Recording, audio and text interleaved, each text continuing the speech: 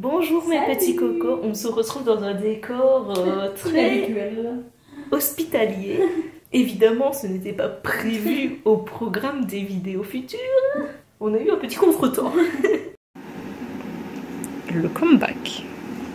Ça fait pas longtemps, tiens. Alors pourquoi es-tu là?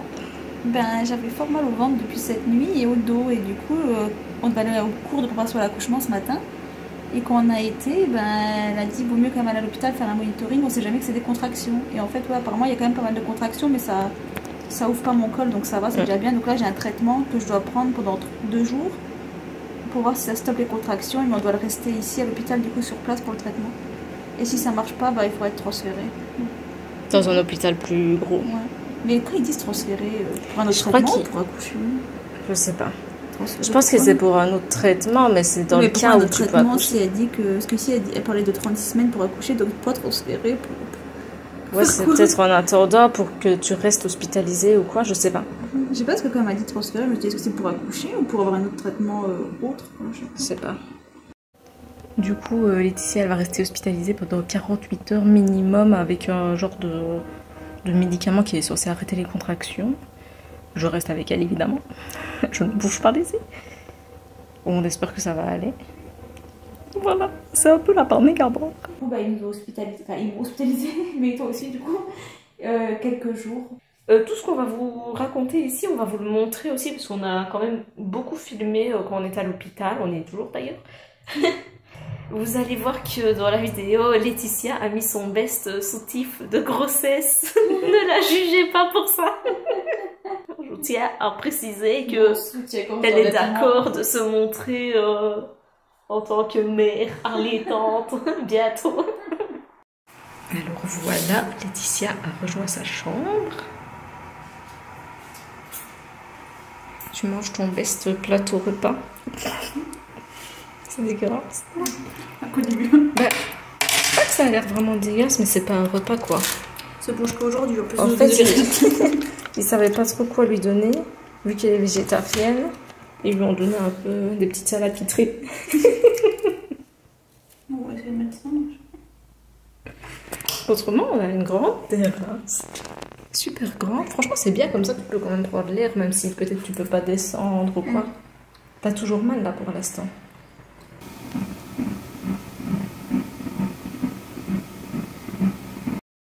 Bon là, ça fait combien de temps que tu as pris les médicaments? Genre... Bah, le premier c'était à midi, le deuxième à midi. 4 heures, un truc comme ça, 4 heures. Bon, pour l'instant, il y a toujours des contractions. C'est ici. Tous les pics, là, c'est des contractions.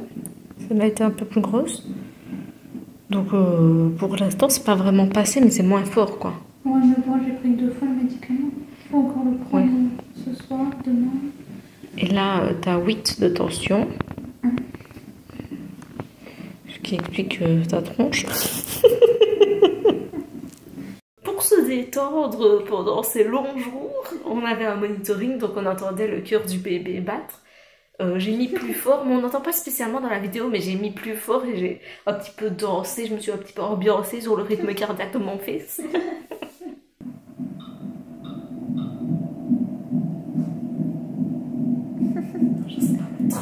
C'est de la techno.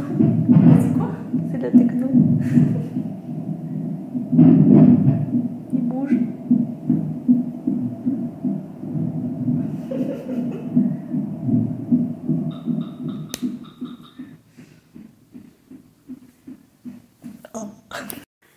Que fais-tu exactement? J'essaie d'installer mon lit. On sait pas trop où le positionner parce qu'il faut quand même qu'il y ait de la place pour aller à la salle de bain et pour qu'on puisse me faire mes examens. Donc tu vas dormir là. J'aurais bien aimé être à côté de toi. Mais... C'est un peu serré, là il faut avoir accès au balcon et là il faut avoir accès à la salle de bain. Donc moi je suis là et toi t'es là. Enfin camping. Laetitia, elle a une maladie qui s'appelle la thalassémie mineure. Explique un peu c'est quoi? Bah, en fait, c'est une maladie génétique et qui vient beaucoup des pays du sud, genre Italie, Sicile et tout ça. Et en fait, bah, je l'ai depuis la naissance, mais j'ai toujours eu des prises de sang pas très bonnes, mais on m'a jamais fait d'examen plus approfondi pour savoir c'était quoi. Et là, pendant la grossesse, j'étais de plus en plus fatiguée et tout, et justement, dans cet hôpital-ci, ils ont trouvé que j'avais cette maladie-là, en fait. Et du coup, j'avais beau prendre... Au début, on croyait que c'était une carence en fer. J'avais beau prendre des médicaments pendant des mois de fer, mais ça a continué de chuter mon hémoglobine. C'est comme ça qu'on a su que c'était la thalassémie, quoi. Du coup, bah, il n'y a pas vraiment de traitement, à part de temps en temps faire des poches de sang, quoi. Et là, ça faisait quelques temps qu'on les attendait, parce que j'étais de plus en plus fatiguée et je me voyais mal accoucher comme ça. Donc là, j'ai reçu enfin mes 2 poches de sang et j'en aurai sûrement une après l'accouchement, quoi. Alléluia. On a enfin la poche de sang. Ça fait des mois qu'on l'attend. Hein. Punaise. J'espère que ça va aller. Mais ils ont dit qu'ils allaient en mettre 2. Ah, ils vont en mettre 2? Bah, pour moi, ça dure 1 heure plus ou moins. Donc je sais pas s'ils vont en rajouter une après ou comment ça se passe. Ah ouais, là il est écrit genre 297 millilitres. Il y a de l'eau qui coule avec, apparemment, c'est pour ouais. faciliter la vue. Ça me fait mal. C'est loufoque. Ça me fait mal, ouais. Ça, c'est hyper rouge. Ouais, la percée que ça n'a pas été, parce qu'elle l'a placée, on a mis le scotch et tout, et ça coulait pas bien. Alors elle a dit non, je vais l'enlever. On a mis du côté là qui est déjà bleu. Mon amour. Alors tu dois pas te lever pendant tout ce temps-là? Elle a dit je peux me lever, mais c'est mieux d'éviter de plier le bras, ça va me faire mal sinon. Ok. Ça avance. Est-ce que tu vas te sentir en meilleure forme? Peut-être que je vais péter le feu. Ça m'étonnerait. Alors, ce soir, nous avons du blé bien sec avec des épinards empâtés. Oh putain, ça donne tellement envie. Ce qui te donne le mieux envie, c'est le pain avec la tome. Voilà. T'es fatiguée? Non, ça va. Non, mais t'en as marre d'être là. Oui, on s'ennuie un peu. C'est le 4e jour, le 3e jour, je crois. Bon, on est arrivé samedi ou on est lundi. Ouais. On a beaucoup d'activités à faire, comme vous voyez. On se repose, on erre dans les couloirs. On visite partout, la maternité. On peut même pas voir les petits bébés d'amour. Ils sont sous scellés. Bah, tant mieux, c'est rassurant. De ouf. Normalement, demain, on sort. Du coup, hier, j'ai eu mes poches de sang. J'en ai eu 2. Bah, ça a été, mais franchement, c'est impressionnant parce que vraiment, ils revérifient, ils te piquent le bout du doigt.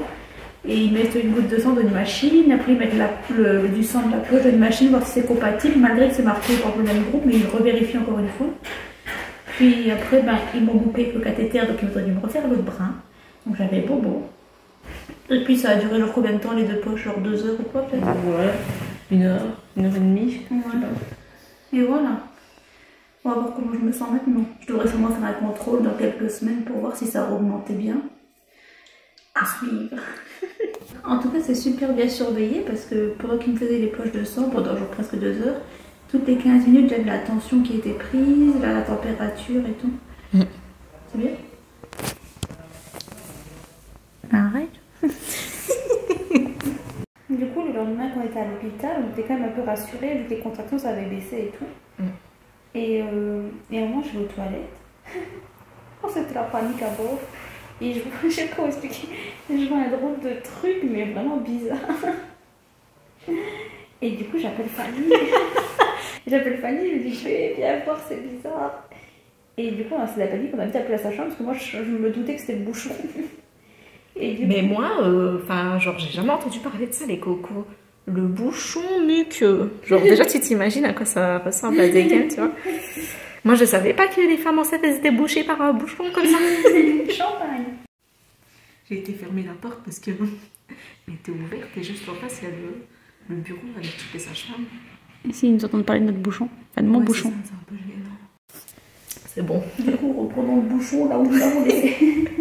Du coup, on a vite sonné à la sonnette pour appeler la sage-femme et tout. Parce que moi, je me dis, si c'est le bouchon, genre, ça va être imminent. Et j'étais en panique. Je me dis, mais je ne peux pas coucher maintenant. J'ai pas fait les cours de préparation. Et en même temps, je lui disais, mais non, c'est pas le bouchon muqueux. Et je regardais sur internet et ça ressemblait tellement à ça, en fait, à bouchon muqueux. Je me disais, waouh. Et après, je vois accouchement dans les 24 heures. J'étais là, quoi? Et j'étais en panique totale. Vas-y, explique après. Et du coup, c'était surtout la panique parce qu'en fait, moi, je veux vraiment accoucher ici. Quoi. Et pour accoucher ici, il me manque encore 1 semaine et demie en fait pour pouvoir accoucher là. Sinon, c'est dans un autre hôpital. Du coup, j'étais en panique. En plus, je me suis dit, j'ai pas fait les cours d'accouchement. Je sais pas comment je dois faire. Bon, en vrai, tu peux accoucher dans les cours d'accouchement, mais bon, c'est rassurant de les avoir quand même. Du coup, on l'a appelée et toi, elle nous a dit non, non, vous inquiétez pas, tu peux perdre le bouchon, que ce soit une semaine ou un mois avant, 2 mois avant. Ça veut rien dire, c'est surtout les contractions qui veulent dire quelque chose. Donc il faut pas suivre spécialement ce qui est écrit sur Google. Tu peux perdre le bouchon un mois avant ou un jour, ça dépend. Ouais. C'est surtout, ouais, comme elle a dit, c'est les contractions, si elles sont régulières ou pas, qui jouent aussi, quoi. Mais on a eu peur vu qu'on s'est dit, j'ai des contractions, le bouchon il a sauté, on s'est dit, oh c'est une drôle de coïncidence. Oh là là. Ben, du coup, là, c'est le 3e jour et j'ai plus vraiment de contractions. Donc là, on a arrêté le traitement ce matin à 6h. Du coup, on va attendre toute la journée jusqu'à demain matin, voir si j'en ai ou pas. Et on va refaire un monitoring avant que je sors et en fonction du monitoring, on verra si je peux partir, quoi. Mais les contractions se sont calmées, bladées. Ouais. Mais bon, c'était à cause du traitement aussi, tu vois. Faut voir sans le traitement ce que ça donne. Ouais, aussi. Ouais, donc on attend, on verra. Voilà. Donc, avec toutes ces péripéties, sachez que Baby, il va très bien. Lui, il est chill, il n'y a aucun problème pour lui. Là, il est en train d'avoir une contraction, par exemple. You know? Peut-être pas une contraction, mais elle est en train d'avoir mal au ventre. Oui, mais il arrête pas de bouger. Lundi, ça fait des heures et des heures, ça me fait super mal. En fait, le truc, c'est que Laetitia, elle n'arrive pas... elle n'arrive pas à différencier les contractions de mal de ventre, genre ligamentaire. Donc, on s'inquiète à chaque fois. Et là, on est à l'hôpital, on s'inquiète alors qu'il y a tout ce qu'il faut ici. Mais on sait pas, ouais, quand on va rentrer demain ou quoi. On sait pas comment on va réussir à gérer la douleur parce que est-ce qu'on va venir à l'hôpital 10 fois par jour, genre pour dire elle a mal au ventre. On a même une belle grande terrasse ici. Elle est grande dans la chambre. On parlait de ça tout à l'heure. Franchement, genre on se sent pas du tout prête à devenir daronne maintenant. Genre la dégaine, pas du tout daronne. Mais en même temps, je sais pas si on va se sentir prête un jour vraiment. Non. Et même franchement, je vais me réveiller en me disant putain, je me sens daronne aujourd'hui. Même le jour J, je crois qu'on se dira je suis pas prête, il faut qu'il reste encore un peu. De ouf. Même quand on attendait, qu'on est venu au début, Laetitia était dans la salle de pré-accouchement. Les gars, je me suis dit, waouh, pré-accouchement, genre elle va accoucher là maintenant. Putain, j'ai commencé à stresser, je me suis dit, vas-y, je vais sortir de cette pièce, je serai daronne. Et bon, heureusement qu'on a tout acheté parce que. Ouais, en vrai, tout est prêt en soi. Mais sauf nous. Oh là là. Dans le concept de Tu l'amour, arrête. Nous continuons avec un nouveau truc. Ceci n'est pas un gros tampon. C'est une culotte jetable. C'était Laetitia, maintenant, mais des culottes jetables. Ben non, mais c'est parce que on pensait pas rester autant de temps, alors j'avais plus de culottes propres. Alors j'ai demandé qu'on me ramène des culottes jetables. Un concept inédit. Ah bah écoute. Juste, on peut laver une culotte, quoi. On dirait une Charlotte. Mais là, sur ta tête. Le truc sexy. Vous imaginez? Mais là, sur ta tête. Non, mais je suis coiffée. Oh. Non, je veux pas la mettre. C'est une matière, en plus, c'est vraiment pas. Vraiment Charlotte, quoi. Vraiment pas agréable pour le huc. Mais en fait, je comprends même pas le concept parce que quand tu mets ça, c'est que genre tu dois changer souvent, tu vois. Je sais pas, il y en a peut-être qui mettent ça. Non, mais regarde, il y a rien, il y a pas de protection, il y a rien, genre. Donc ça sert à quoi en fait?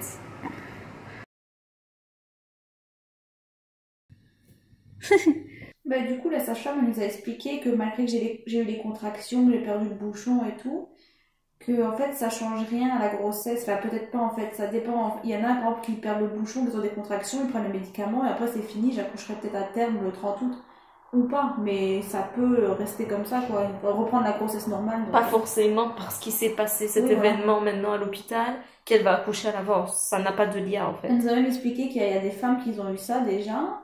Et qu'après, justement, arrivé à terme, justement, le bébé voulait pas sortir, donc... Ça dépend des gens. On verra bien. Ça dépend des babies. On espère juste au moins tenir encore une bonne grosse semaine, une semaine et demie, pour pouvoir accoucher dans cet hôpital-ci. Parce que ici, en fait, ils font pas les bébés prématurés, dans une semaine et demie, ça sera bon. Ouais. Donc, croise les doigts. En fait, si le baby est né un mois à l'avance, ça va. Parce qu'en fait, une grossesse complète, les cocos, c'est 9 mois et demi. Donc là, Laetitia, elle est à 8 mois de grossesse. Donc en fait, il reste 1 mois et demi de grossesse. Ça fait un peu tôt. Elle est à 3-4 semaines en fait. Et c'est 41 semaines de grossesse normalement. Alors ce matin, on a fait le monitoring. Et en fait, ils ont vu qu'il y avait encore quelques petites contractions, mais ça va quoi. On a fait une échographie aussi, tout allait bien. Et ils m'ont juste dit là que cette semaine, pour atteindre les 36 semaines, en gros, je devais vraiment rester tranquille, quoi, rester vraiment dans le lit, canapé, tout ça, mais pas commencer à sortir. Même les cours de préparation à l'accouchement, je peux pas y aller. Ouais. Donc la sage-femme, ma sage-femme, elle doit venir à domicile. Donc, vu qu'on vit dans le camping-car, bah là, on est venu pendant au moins une semaine, minimum, chez les parents de Laetitia. Comme ça, la sage-femme, elle va venir ici, sur place. Parce que dans le camping-car, c'est pas trop possible de... Déjà, rester allongé tout le temps, ça va être compliqué. Vu qu'il y a la capucine, il y a l'échelle et tout. Si elle doit pas monter l'échelle, si... Enfin, c'est un peu compliqué, moi, je trouve. Et si à sage-femme, on doit faire des exercices, genre avec le gros ballon et tout, dans le camping-car, c'est impossible. Si elle doit brancher le truc, là, le monitoring dans le camping-car, la batterie, elle va crever. Donc, voilà. Donc là, on va déjà faire ça pendant une semaine et après, peut-être, on ira, nous, à son cabinet, on verra comment on fait. Ouais, on sait pas encore, en fait. Ouais. Voilà les cocos. On espère que cette vidéo vous a plu, que notre désarroi malheureux vous a plu.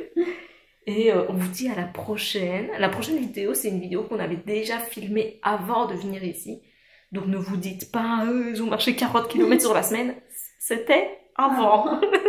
Ça va les cocos? On vous fait des gros bisous, on vous aime et c'est ciao. Bisous, bisous.